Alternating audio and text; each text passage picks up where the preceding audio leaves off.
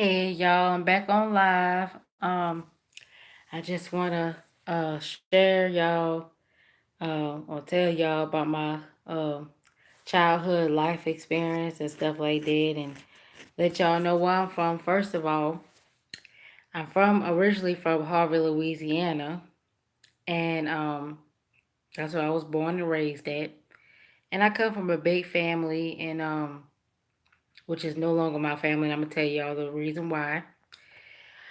Okay, well, I'm gonna just make a long story short. Ever since my mom passed away in 2001, when I was just 13 years old, um, cause she always kept the family together. She always was the backbone of the family and stuff like that.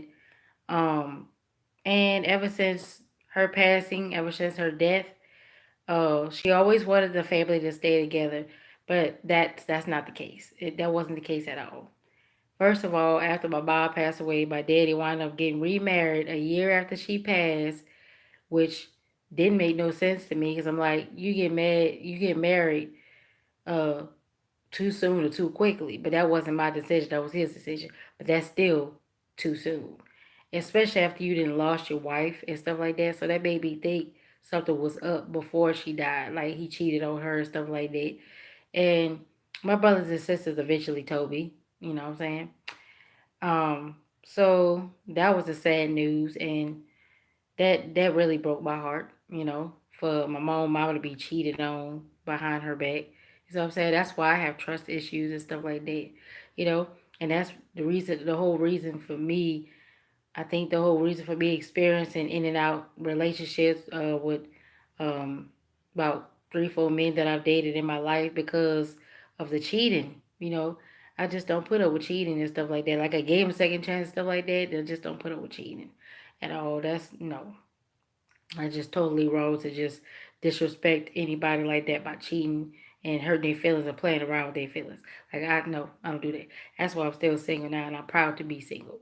And because I don't want to have to deal with that anymore. I don't want to have to deal with no abuse, be it a abusive relationship no more, and because my mama suffered with it with my dad, and I've been in one abusive relationship, but I fought back. You know what I'm saying? My mom did fight my daddy back, but as I watched her argue and fuss and fight with my dad, I wanted to do something too. But you know what? My mom stopped me from doing it, so that's why he's not dead as of today. But anyways, to make a long story short, yeah, like I said, after my mom passed away in 2001, when I was 13, that broke my heart. That tore my heart apart. And man, I suffer some deep depression even down to this day, and anxiety and stress. And because of my mom's death, like I still take it hard. Like I still be thinking about it. I even have dreams about her. And to wake up to find out she's not here anymore, that just breaks my heart and that just makes me mad. You know what I'm saying? I know life still goes on, but I still think about my mom even down to this day. Because, like I said, she was the backbone of the family, and she loves us down to her death. So, to make a long story short, I did say that at first, but now uh, I'm going to touch bases of how I became homeless, and this is very sad. Um, After my mom passed away, because I wasn't homeless before my mom passed away, because she never wanted us to be homeless. We all struggled, uh, in different areas in different ways, in different walks of life. But my mom and dad always kept the job, always was good providers. But my mom was the main backbone of the family. She didn't want the family to break up at all, But always stick together, always work things out. But like I said, after she passed away, unfortunately, in her will, she wanted the family to stick together. But unfortunately, which is so sad, that didn't happen. We all separated. We not even together anymore. And let me tell you how, like I said, let me tell you how I became homeless. How I even wind up in the streets of Birmingham. Well, first of all, um, like I said, I bought at Harvey, Louisiana, and we were staying down there. But unfortunately, Hurricane Katrina that came at the end of the year of 2005 I don't know if y'all heard of that. I'm sure everybody should know about that. It was coming, and we wanted to take heed of the warning. And I was staying with my daddy and stepmom and my brother and sister at the time, you know. And this is after my Bob passed away a year. After my Bob passed away a year when my daddy got married to this woman that I still don't know. And I'm gonna hit that touch bases on that too. And to make a long story short, we was staying with Dib at the time. And before Hurricane Katrina even came, we left 3 days ahead in 2005 at the end of the year, which I hated because we had to change to different schools. We was behind. We had to catch up on the credits, our school credits and stuff like that. We was in a whole different another area, and I didn't even know we was in Alabama till they drove up here at the time in 2005 at the end of the year and told us we was in Alabama. And I was like, at first I was like, what? I feel like an alien in Alabama, like. I'm having to get used to all this country and stuff like, but to think about it, we was born in, Louisiana is part country, so we was born in the country. So it's like I was like when I thought about it, I was like, man, I'm gonna have to get used to the country and stuff like that all over again and stuff like that. I'm gonna have to get used to the surroundings. I have to get used to the people talking speaking country and stuff like that. I was thinking all kinds of thoughts. So we used to stay in Livingston, and we was staying in a hotel and stuff like that. I'm not ashamed to say that. And we wound up moving with my stepmom's aunt, in with my stepmom's aunt, and she did us so dirty. She was just come to find out she was just using us for food and money and stuff like that, just to keep her house up. So when my stepmom and dad found that out, like we hurried up and left and went back to the hotel and stuff like that, and they was paying for us to stay in hotels at the time and stuff like that, and still go to school. We went to Livingston High, uh, 2005 to 2006, and we wound up leaving, eventually moving again in the middle of the year of 2006 while we were still in Livingston High. I loved that school at the time. I still do because I was making good grades. Me and my brother and sister was catching up on everything. And then next thing you know, we have to move in the middle of 2006 year. I'm like, really? We have to go to another school? So we wind up going to Greene County High. Oh, Greene County High. We wind up moving to Greene County, which is the worst, in Utah, Alabama. And I hated it. I'm not gonna lie, I hated it. It was a small town. Ain't hardly nothing to do. Ain't hardly no jobs to get at the time. And I wound up getting the job before I left from there. And I'm getting touch base on that too. So okay, we wound up moving to Utah. We stayed in Branch Heights. Man, I mean, people just blasting their music, keeping us up at night. We still had to go to school, get ready for school at the time. And then later on, because I was wound up getting a job, a part time job, but it wasn't much, and it was I landed at the fish plant, which is called Catfish Processors down there in Utah. I don't know if they still have it up or whatnot, but that's what I started. That's my first job that I ever had was at Catfish Processors down there in Utah. And I'm so glad they hired me because man, I'm still trying to get my GED, working on trying to get my GED, going back to school to get my GED. And I'm gonna tell you, I'm gonna hit bases on that too. So, okay, we in this whole other school, grade kind of high, and of course I was complaining because I didn't like grade kind of high. First day I came there, like everybody judging us, everybody judging me, my brothers and sisters. We just took it hard. And come home and we complained about it. They did my daddy up there get all mad and stuff about it. He didn't even want to hear our opinions no more. And then my stepmom jumped into it and it was all chaos. So I eventually stopped saying stuff to them and I just sucked it up because they weren't really listening anyways. So went back to school and these kids just kept picking and picking and picking and picking, right? While we was trying to focus on our schoolwork, get our credits back up, catch up on everything. and even going to summer school to catch back up on work and stuff like that. So this girl decided to pick at me for some odd reason. I'm not gonna name her, but she decided to pick at me, and this was when we was still in high school at the time. This was 2000, at the end of 2006 to 2007, the 2007 year, and I'm gonna tell you how and why I was kicked out, which is sad and messed up. Okay, this girl kept picking at me, picking at me, picking at me, bullying, bullying, bullying me, my brothers and sisters, right? So I told the principal before I did anything, because she kept doing it every single day. I told the principal, I told the teacher, and I even let the police officer know. I mainly told the police officer, I said, if this girl do anything stupid or try to harm me physically, I have a right to self defend myself.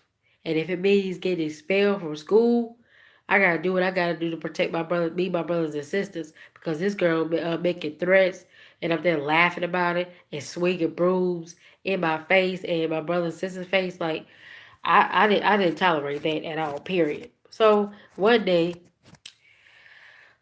we was in sitting in class, and the teacher walked out of class. I don't know why he did. One day did this was like way, a long ago, but it, what I'm saying, it's I'm still gonna talk about it. Excuse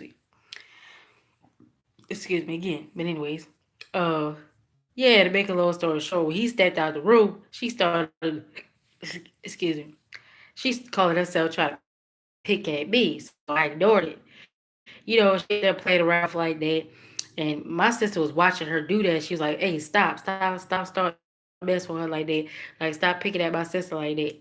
She was like, man, be quiet. This between me and her. You need to be quiet by your business. So my sister said, hey, you need to stop messing with my sister. You need to stop picking at her like for real.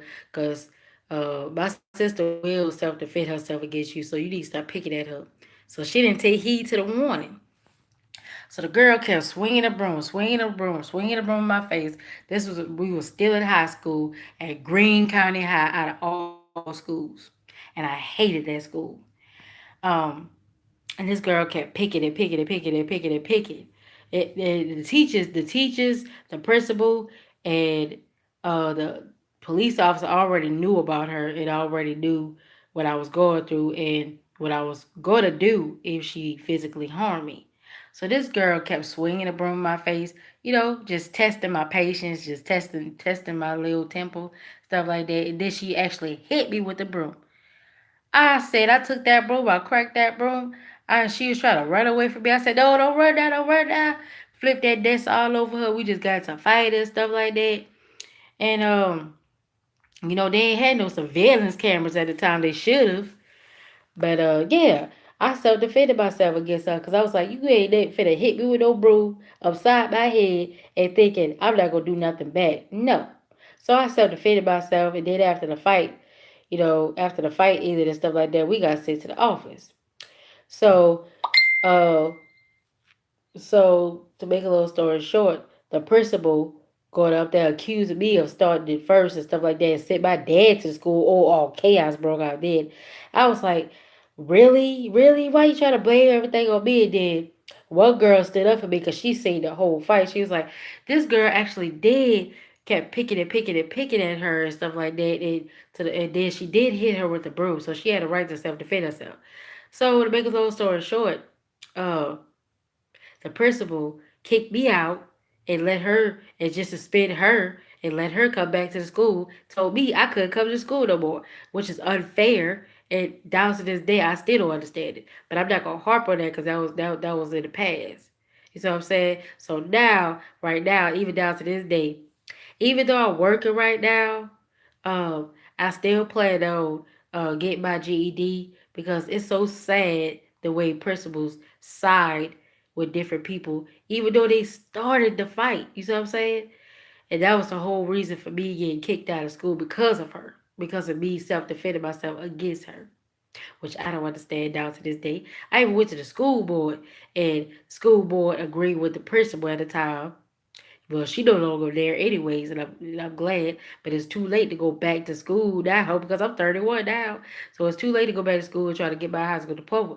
But what my goals is now, even though I'm working, I plan on saving up for a laptop and taking some online GED classes so I can just focus on getting my GED. But anyways, um, to make a long story short, this is how I became homeless in the streets of Birmingham. Okay, I was staying with my stepmom and dad and stuff like that. They just kept complaining every single day, just talking about different stuff.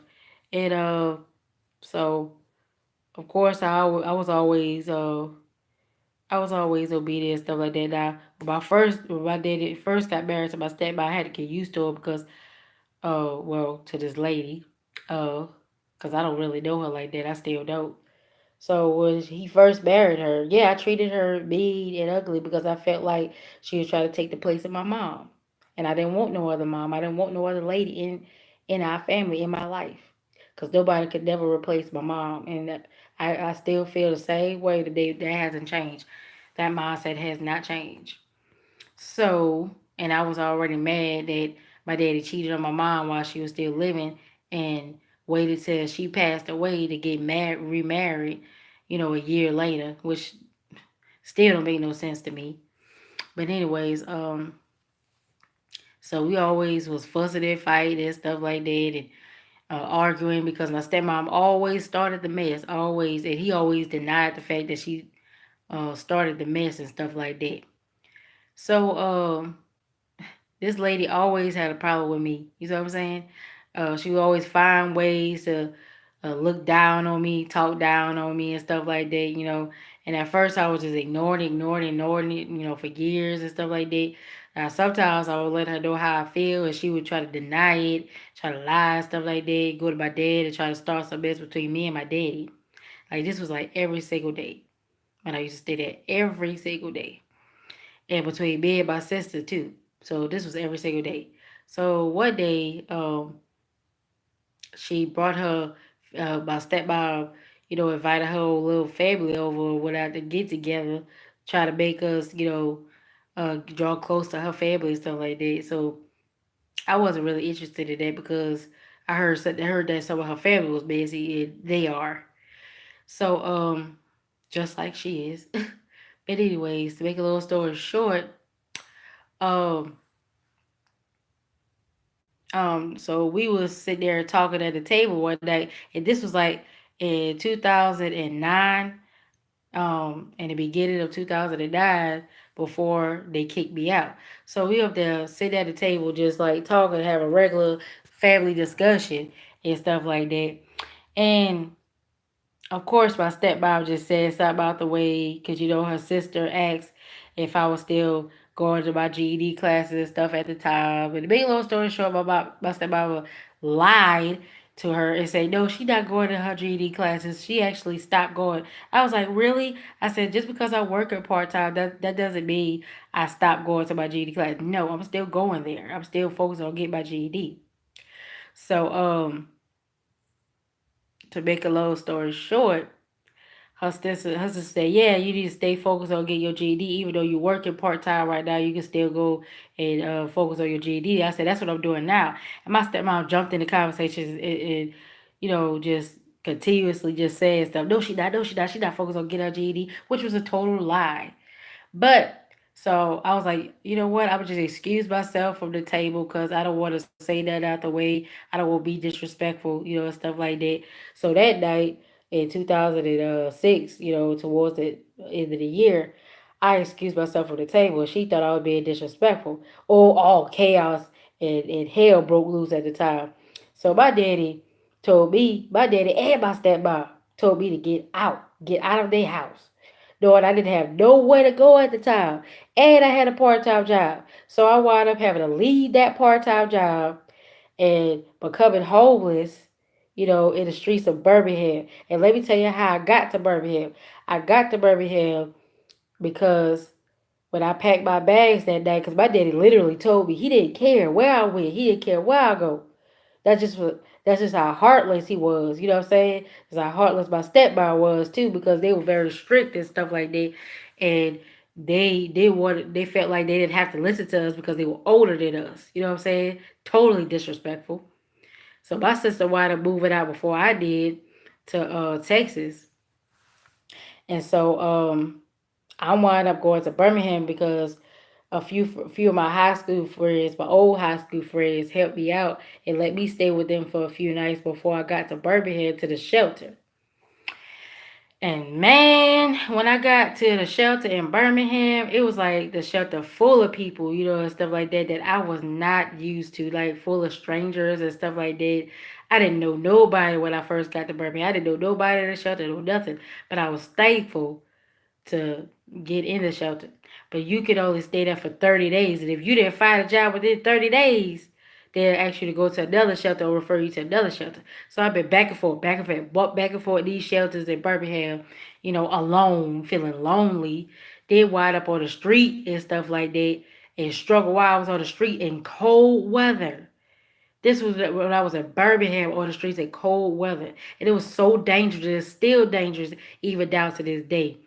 Man, I didn't know what to think. All kinds of thoughts were just floating through my mind and stuff like that. And like I said, I went to church at one time, but I stopped going and stuff like that. And I still believed in God and stuff like that, but I was just focused on getting off the streets. And then after a while, I had to learn how to trust God again and focus on God again and focus on going to a local church and stuff like that, and just get filled with the Holy Spirit. Man, it was just terrible on the streets.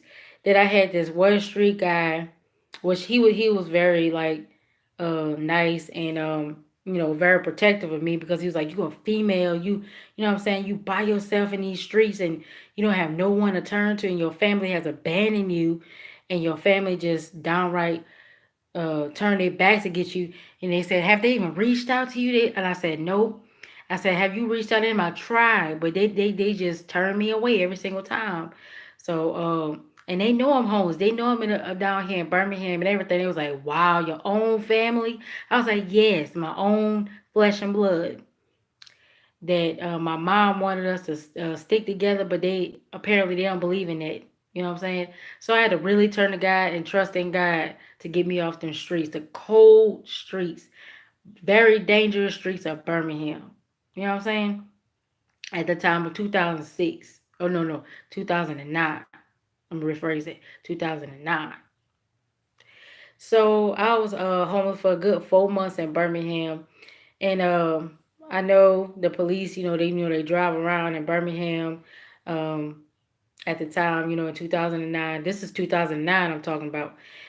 At the time at night, they would look out for different people, because they had a lot of people that was prostituting and all that stuff. And I was never going to let myself or lower my standards to the point of doing that. None of that. Having sex, none of that. Prostituting, none of that. And sleeping around, none of that. So I always spoke my mind and say, God got me. God got me. He gonna help me up off these streets. You know what I'm saying? I never turned to stripping, never turned to prostitution, never turned to having sex. No offense to y'all that does it, but I never did it. Never in my life did it. I'm still not doing it. You know what I'm saying? Because I do right for wrong, and I do what God wanted me to do and required me to do. So I struggled my way. I struggled my way up, and of course I had a very few people that helped me along the way. But God basically helped me up off the streets, and I'm so glad He made a way out for me to get off the streets of Birmingham, because it was so dangerous and cold, and you know what I'm saying.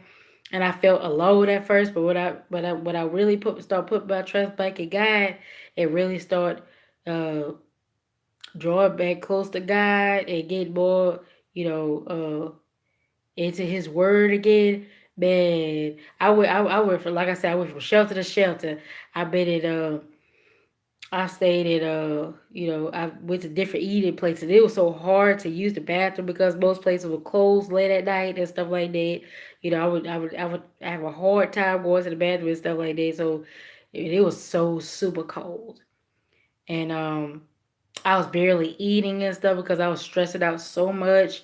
And I had a little part-time job, but I bought food every now and then, but mainly I would go to different eating places, that'll help you out, if you're homeless. But to make a long story short, that's how I became homeless in Birmingham because my old family abandoned me when I needed them the most.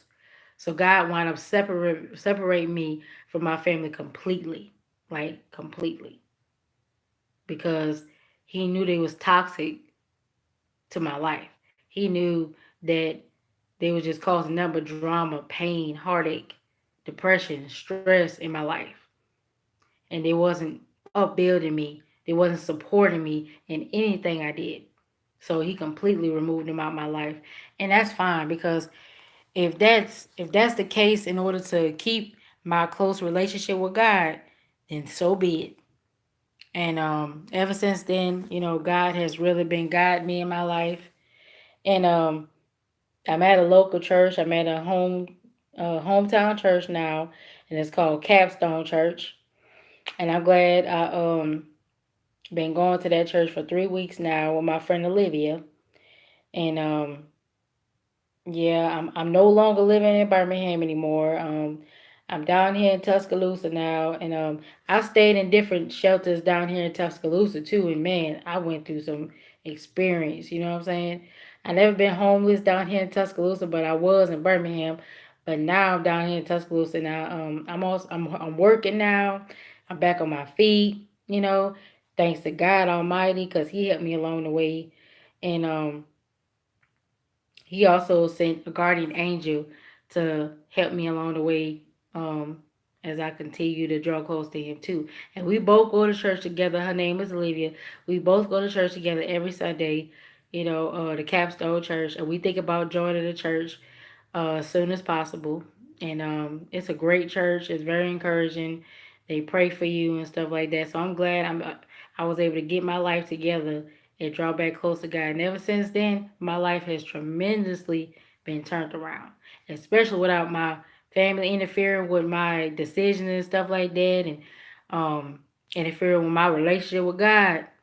My life has been good. Now I still go through my ups and downs, of course, because we all imperfect, so we all have them tough times or rough times to go through and struggles and stuff.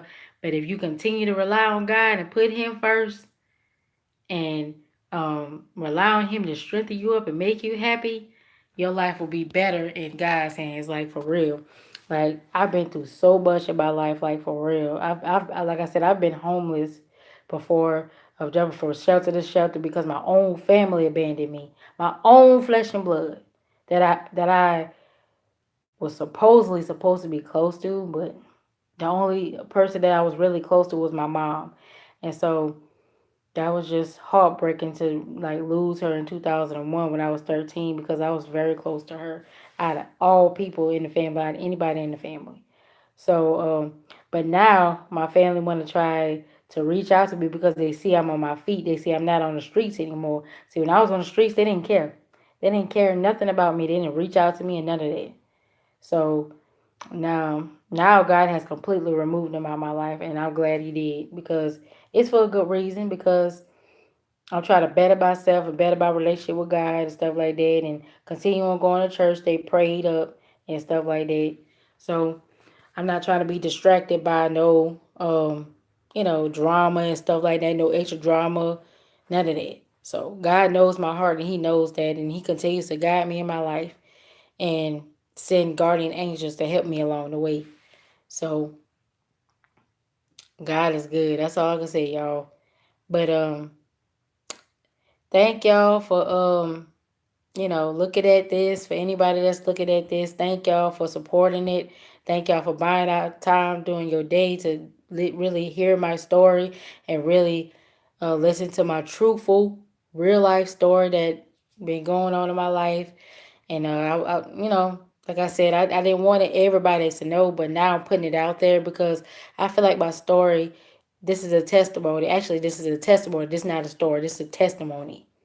So I want everybody to hear it and hear me out and just learn from this experience. And if you have any questions or comment, you can comment and ask me any questions you want to ask me. If y'all feel free to ask me any questions y'all need to ask me. If y'all uh, want to ask me any questions, I'll be willing to answer them. Okay, but I'm gonna go now and I'm gonna say bye. And thanks for watching.